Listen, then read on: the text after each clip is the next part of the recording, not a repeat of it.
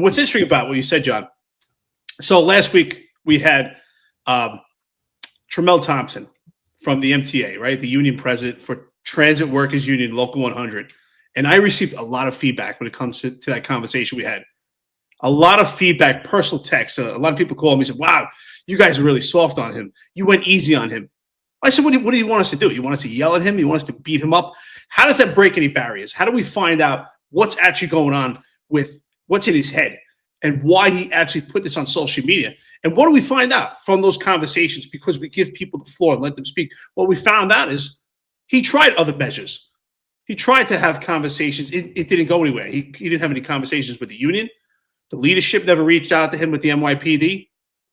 And with that, he decided to put it on social media, right? And that's why I always say the three T's of communication, right? First, you talk to someone, then you tell the proper authorities, and you have to take action. And that's what he did. Now, do I necessarily agree with it? No. But really where you have to put the onus on is the NYPD leadership. The fact that they had a knee-jerk reaction. He did what he had to do on his behalf, whether we agree with it or not. But the bottom line, he's not a cop, and it's not his job to advocate for the cops.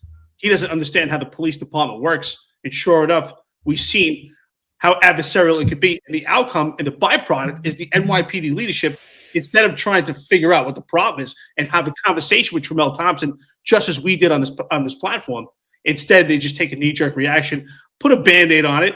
This will go away after some time, and then the cops will go back into the MTA break room with no conversation. It will surely happen, and then we may be back to where we were at before.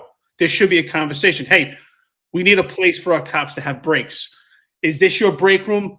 And figure out, what times are the MTA guys going there?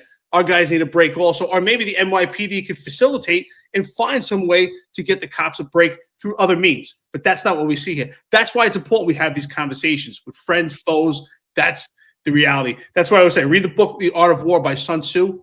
Know your enemies, know your friends, know your enemies even better than you know your friends.